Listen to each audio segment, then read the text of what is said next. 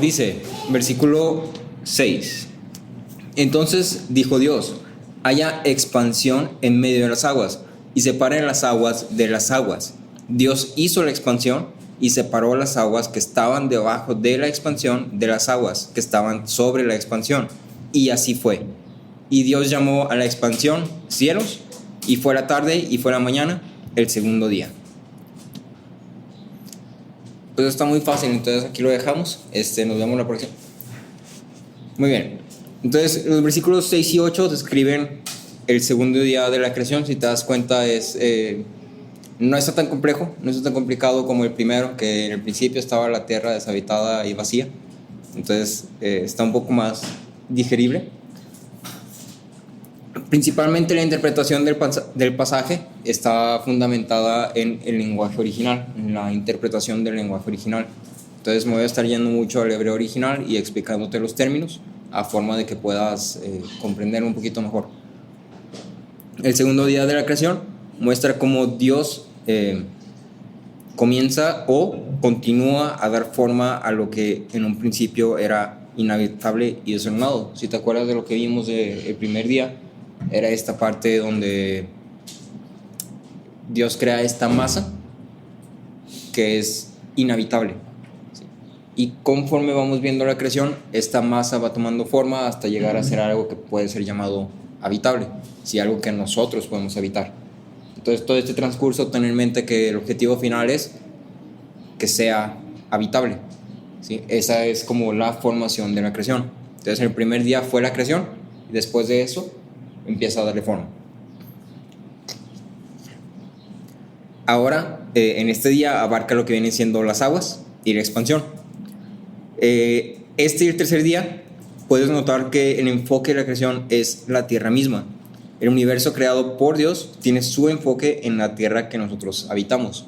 En el siguiente día de creación, que ya veremos el próximo miércoles, te vas a dar cuenta que empieza a crear así como que las galaxias, las estrellas, todos los astros, cuerpos celestes. Pero algo que es interesante notar de esto es que la Biblia en realidad nunca dirige mucho tiempo a eso.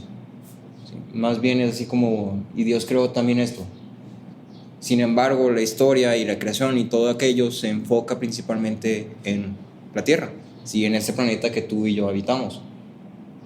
No sabemos qué pueda haber allá afuera, pero sabemos que el enfoque está aquí. O sea, la historia que Dios está queriendo contarnos a través de su palabra está enfocada aquí, en este teatro, en este escenario, ¿sí?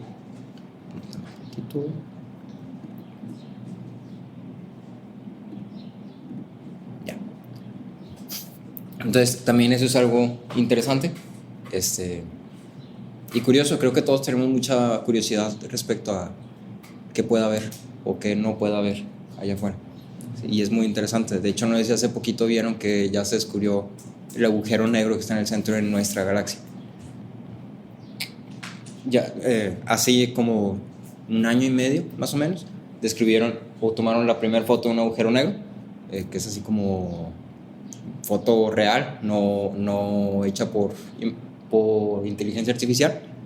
Y recientemente, te estoy hablando hace como una semana si quieres, acaban de hacer eso mismo, pero con el agujero negro que está en el centro de nuestra galaxia. Entonces son cosas muy interesantes, son cosas muy cool, pero bueno, eso ya son otras cosas, ¿no? Entonces, ahora sí, comenzando. Versículo 6 dice: Dios dijo. Entonces vamos a pararnos ahí porque está muy interesante. Pero sí, esta declaración de Dios dijo, nuevamente hay que constantemente repetir y enfatizar el hecho de que la Trinidad está presente en toda la obra de creación, ¿sí? Cuando hablamos de la palabra, que decimos que Dios dijo o la palabra dijo esto, estamos hablando de Cristo mismo. Recuerda que la palabra en su original es logos. Y esta misma palabra es la que utiliza Juan cuando comienza con su carta, que dice: en el principio era el verbo, y el verbo era con Dios, y el verbo era Dios. ¿Sí? Este verbo es logos. El verbo está hablando de Cristo. Entonces, siempre que estés estudiando Génesis, ahorita que estamos con esto, siempre ten en mente que la obra de la creación es trinitaria, ¿sí? Como el resto de toda la obra pues bíblica, básicamente.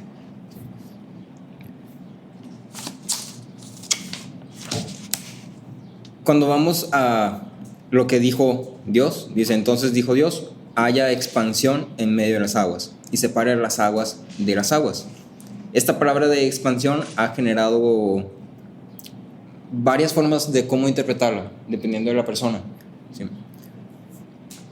Originalmente la palabra hebrea para expansión es reikia, que es rakia, con K o con Q, como la quieras escribir, es reikia.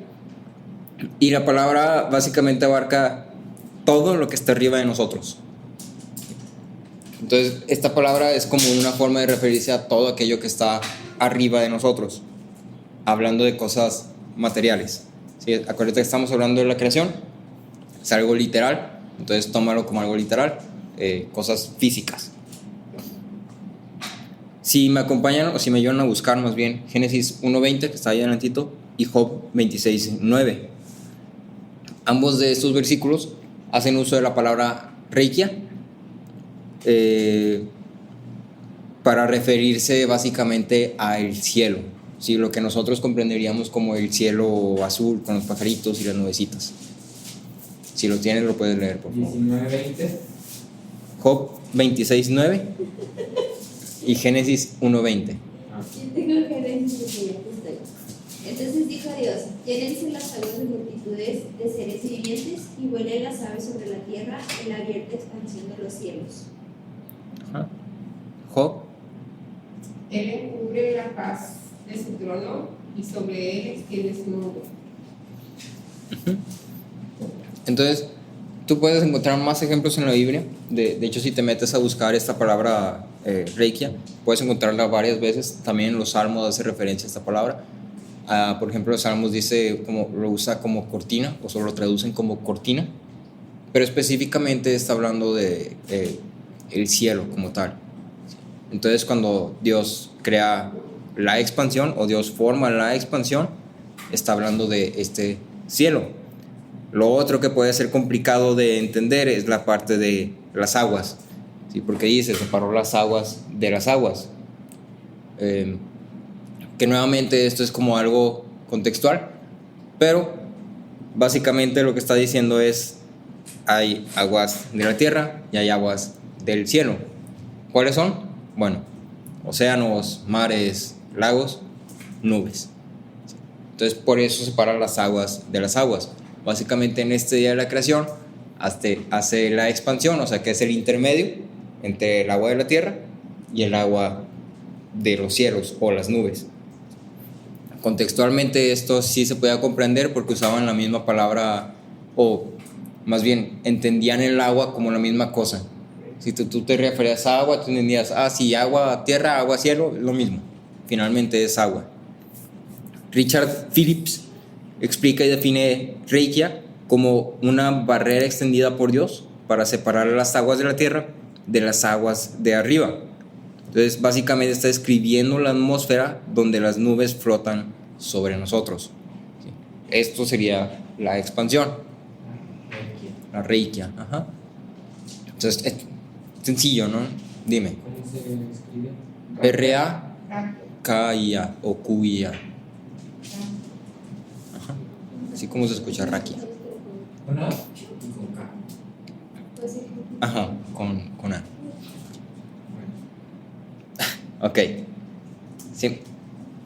Entonces, de aquí, ¿qué puedes sacar? Realmente es un pasaje como bastante corto.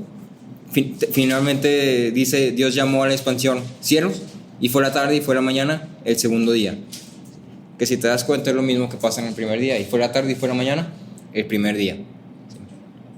Pero sí hay varias cosas que puedes sacar de aquí que son bastante interesantes. Una de ellas es el hecho de que debemos de actualizar nuestro conocimiento, o debemos de mantener actualizado nuestro conocimiento. Conforme estaba leyendo esto, estuve leyendo varios comentaristas, varios artículos, lo que pueden encontrar básicamente. Y es interesante ver cómo se iba interpretando este pasaje a lo largo del tiempo por diferentes personas. Se cree, por ejemplo, que los israelitas y egipcios tenían un entendimiento básico, fundamental, de lo que venía siendo la atmósfera, que nosotros conocemos como atmósfera. ellos en su día obviamente no le habían dado este nombre de atmósfera y es esto y está compuesta de estos átomos y de esto y de aquello. Ellos simplemente entendían que hay una separación entre las aguas terrenales y las aguas sobre nosotros. Pero por eso mismo, la expresión que da de separen las aguas de las aguas, para los israelitas, que era quien estaba escrito esta carta en principio, tenía sentido. O sea, era suficiente, era comprensible para ellos, no necesitaban más. Ellos comprendían de alguna forma que las nubes proveían de lluvia, por ende había agua arriba. Tal vez, no sabemos, pero tal vez entendieran cómo funcionaba el ciclo del agua, o tal vez lo pudieran como lógicamente deducir, o a lo mejor nada más especulaban así como que, o sea, hay algo así, o sea, el agua de aquí se mueve para arriba de alguna forma. ¿Cómo? No sé, pero pues hay agua arriba, hay agua abajo, feliz. Pero finalmente entendemos que había un nivel de comprensión que el escritor, o sea, que en este caso Moisés, pudo usar ese vocabulario, esas expresiones, esas oraciones, y eran suficientes para dar a entender la idea. Conforme nos vamos yendo más adelante, si has leído historia o algo así, sabes que hubo un tiempo pues, bastante prolongado donde toda esta parte de ciencia y eso era como muy tabuizada, y ahora como muy prohibida. Y se nota, por ejemplo, leyendo a Calvino le daba o acreditaba esta separación y este hecho de que se mantuvieran las nubes flotando sobre nosotros como un poder divino, que en sí no está equivocado. O sea, finalmente entendemos que es parte de la providencia de Dios, y el hecho de que funcionan las cosas como funcionan y se hayan mantenido como se hayan mantenido pues hasta hoy. Pero él básicamente decía, esto es un milagro, wow, poder de Cristo. Y esa era su explicación. Entonces si tú llegabas con él y le preguntabas, oye, es que esto, él te iba a decir, poder de Cristo. Sí, la sangre de Cristo tiene poder. Eso es lo que te iba a decir. Pero finalmente ahora, hoy en día, que ya ha avanzado mucho la tecnología, mucho la ciencia, los estudios y todo eso, tú puedes entender que hay factores físicos, hay factores meteorológicos que hacen que las cosas funcionen de la forma que están funcionando. Entonces, es importante que nosotros seamos conocedores de temas que son adyacentes a la palabra, como por ejemplo, ciencia e historia. Mientras más entiendas de ciencia, más fácilmente vas a poder comprender, o más bien, más fácilmente vas a poder maravillarte de la creación de Génesis. El hecho de que todo esté acomodado de una forma tan específica, tan detallada, tan microscópica, como le quieras llamar, es algo sorprendente que realmente si no tuviéramos las herramientas que hoy en día tenemos para analizarlo y verlo y estudiarlo, se pudiera pasar de largo, te pudiera pasar de noche, ni cuenta te das, como a personas antes de nuestros tiempos le pasaron. Si lo acreditas ahora sí, poderes divinos. Entonces, no estás mal, pero no es la historia completa. Entonces, es importante para nosotros mantener el conocimiento actualizado. Les platicaba, por ejemplo, el domingo, si no me equivoco, o el domingo antepasado, no me acuerdo ni siquiera, que los puritanos consideraban que todo el conocimiento era bueno, porque finalmente todo provenía de Dios, así como parte de la revelación general. Entonces ellos decían, conocimiento matemático, aunque sea de un bueno o un malo, es buen conocimiento. Si finalmente Dios proveyó para dar ese conocimiento. ¿Sí? Conocimiento meteorológico, astrológico, científico, tecnológico, lo que tú quieras. Finalmente es conocimiento de cosas que Dios ha revelado. ¿Sí? Por ello es conocimiento que es bueno. Y recuerda que la creación misma cuenta la historia de Dios. ¿Sí? Refleja quién es Dios, refleja cómo es Dios. Si tú entras al cuarto de alguien, tú te puedes dar cuenta de cómo es esa persona. Si lo tiene súper limpio, súper pulcro, súper vacío, o tiene muchísimas cosas, tú te puedes dar una idea de cómo es esa persona, simplemente por ver cómo es su cuarto. Si abre sus cajones y tiene sus calcetas acomodadas por colores, o por pares, o por rayitas, puntitos y dinosaurios. Si abre su librero y tiene los libros acomodados, acostados o parados, también todo eso te describe a cierto punto cómo es esa persona. La creación misma, digamos que es una forma en que Dios se da a conocer a sí mismo por medio de un objeto físico. Entonces, es interesante, es importante y es relevante para nosotros conocer de esto, ¿sí? Así como es relevante para nosotros conocer de historia.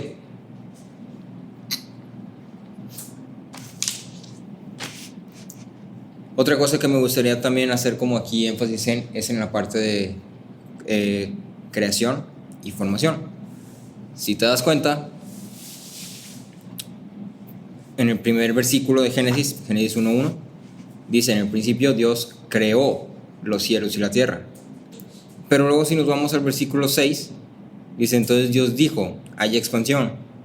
Y luego versículo 7, Dios hizo la expansión. Las palabras originales para estos dos versículos son palabras diferentes.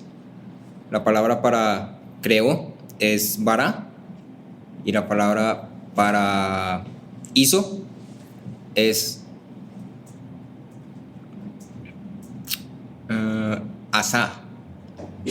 Asa, no sé cómo se pronuncia, no es hebreo, perdónenme. Pero es algo interesante de ver aquí, ¿sí? ¿Por qué? ¿Cómo es relevante esto? Bueno, es un detalle que podemos omitir fácilmente, pero es una diferencia que está ahí a propósito. No es nada más habilidad de escritura y decir, deja uso diferentes palabras para que se escuche diferente, para que no se haga monótono. Es una decisión consciente que busca demostrar y enseñar una verdad. Dios es un Dios de orden.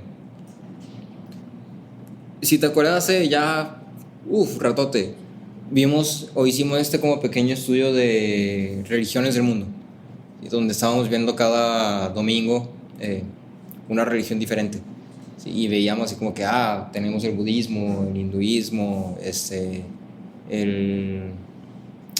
otra religión había? El judaísmo, el catolicismo, y muchas de las religiones, su raíz o su... ¿Mande?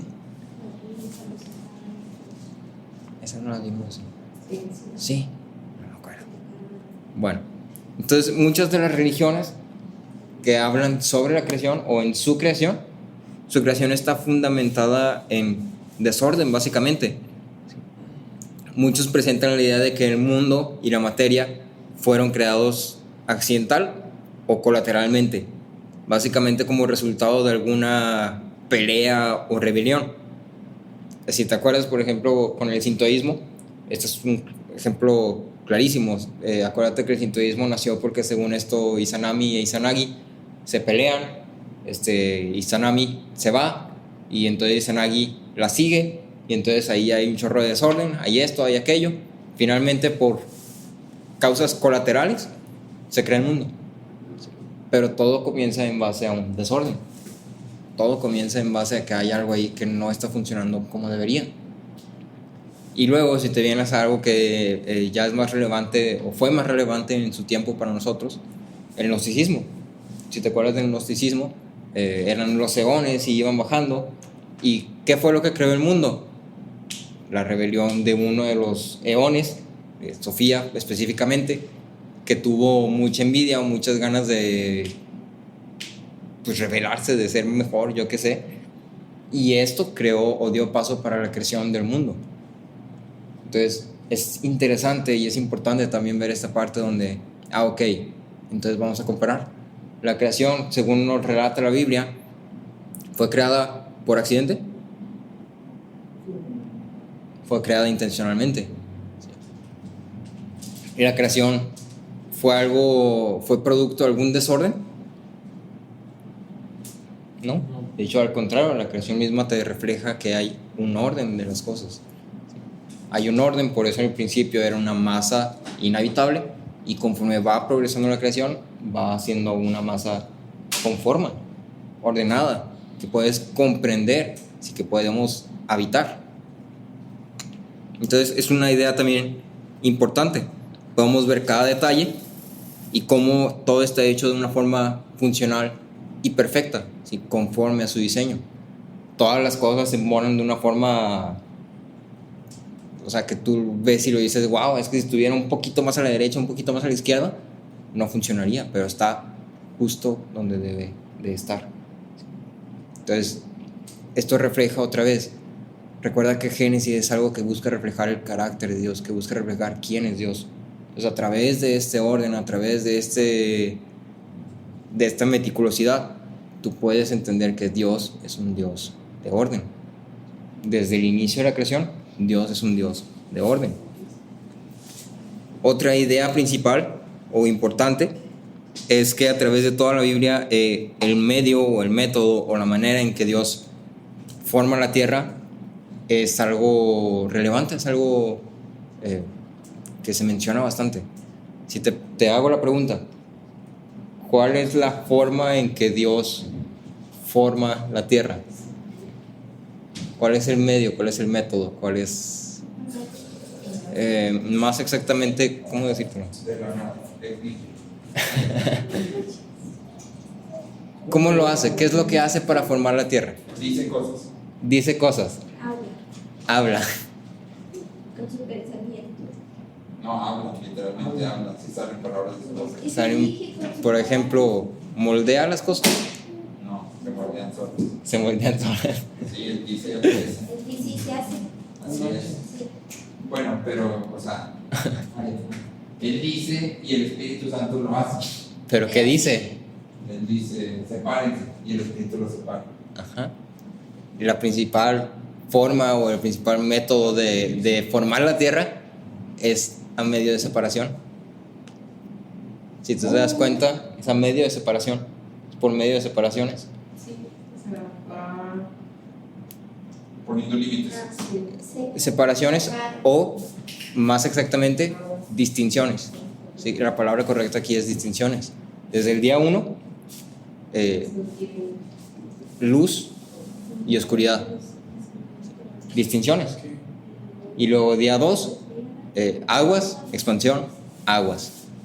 ¿Sí? Otra vez, distinciones. Y así te puedes ir. ¿Sí? Y luego ya más adelante hizo el día y la noche. Distinciones. El método principal que Dios usa para formar la tierra, para ordenar la tierra, es a medio de distinciones. Creó hombre y creó mujer. Distinción. ¿Sí? Creó lo bueno, creó lo malo. Distinción. Entonces, es interesante también ver esto, es relevante. Dios separa las aguas de las aguas, previamente la luz de la oscuridad, posteriormente el hombre de la mujer. Lo notable de esto está en el hecho de que la cosmovisión bíblica, comenzando de Génesis 1:1, con la distinción de creador y creación, si te vas al versículo 1 dice, en el principio creó Dios los cielos y la tierra. Entonces la distinción ahí es que hay algo que es creador y algo que es creado. Ya es una distinción. Esta distinción es una que ve un orden divino del mundo, con claras distinciones dadas por Dios, que a su vez las declara como buenas. Entonces, cuando lleguemos al final del relato de la creación, tú vas a ver que dice, y vio Dios que era bueno. Entonces, son como detallitos que hay que poner mucha atención, hay que ir viendo, porque todo se va acumulando a decir, este es Dios. Su forma de ordenar las cosas es a medio de distinciones. Él diseña algo y lo hace de una forma que pueda ser distinguido. Entonces, eso refleja parte del carácter de Dios. ¿Qué implica esto para la cosmovisión cristiana? Bueno, entendiendo que la primera declaración de la Biblia establece una distinción entre el creador y la creación en el presente, esto se traduce a nosotros respecto a nuestro adorar. Si nos regresamos, Moisés escribía en un contexto politeísta. El pueblo de Israel o los pueblos ajenos también, adyacentes a, todos eran pueblos que tenían muchos ídolos, ¿sí? Y había mucho culto y había muchos dioses, mucho sacrificio. ¿Por qué? Quería tener un bebé, Dios era la fertilidad. Quería que lloviera, Dios del agua. Quería que me fuera bien, Dios del dinero. Quería que se casara conmigo fulana, Dios del amor. ¿Sí? Era un contexto politeísta, básicamente. ¿Sí? Para todo había un Dios. Tú querías algo, tú tenías que ir con X Dios y X Dios te lo iba a otorgar. ¿Sí? Según ellos. Para nosotros, a lo mejor ya no tenemos a 1000 dioses, pero seguimos siendo propensos a idolatrar. ¿Sí? Y según Pablo, la idolatría es la raíz de todo el pecado. Si me llevan a buscar Romanos 12:2, por favor.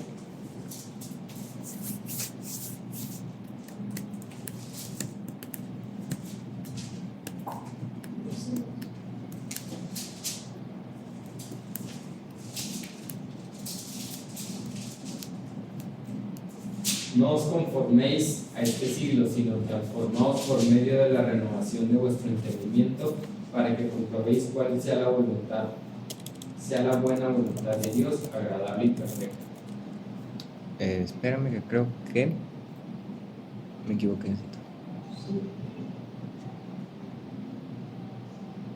Creo que me equivoqué, pero bueno.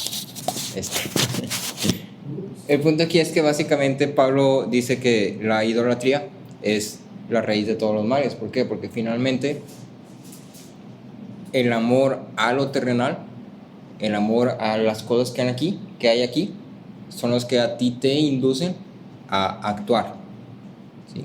En pecado, ¿sí? A inclinarte hacia el pecado y no hacia Dios.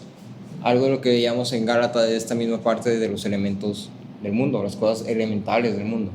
Y la definición que le dimos a eso fue básicamente todo aquello material que, quieras o no, funcionaba como el centro de tu vida. Entonces, ya sea una lista de instrucciones, una lista de cosas que debes y no debes, ya sea una cosmovisión diferente. En el caso de los griegos, por ejemplo, ellos veían esta distinción entre 4 elementos, donde era agua, aire, tierra y fuego, ¿sí? Entonces, agua está más abajo, tierra arribita, aire más arriba y fuego todos los astros. Y esas eran sus cosas elementales. Esa era su cosmovisión, y su cosmovisión les decía: estas 4 cosas son los que dan todas las demás cosas. Esas eran sus cosas elementales. Y finalmente, para nosotros, a lo mejor que no tenemos este tipo de cosmovisión, sigue existiendo una tendencia a idolatrar. ¿Qué idolatramos? A nosotros mismos. Cuando yo hago lo que yo quiero, cuando busco lo que yo quiero, cuando yo actúo para obtener lo que yo quiero, estoy idolatrando. Si estoy idolatrando a mi ego, a mis deseos, o a lo que es material, como el dinero, la fama, etcétera, etcétera. Entonces, ¿cómo aplica esto para la cosmovisión cristiana? Aplica en el sentido de que entendemos que hay una diferencia distinguible entre creador y creación. Como parte de la creación y parte de todo lo que incluye la creación, nuestra adoración no puede adorarnos a nosotros mismos. Nuestra adoración o nuestro centro siempre debe ser el creador, no la creación. Entonces aquí sí es algo de blanco y negro: o adoras al creador o adoras a lo creado. Eso es lo que implica.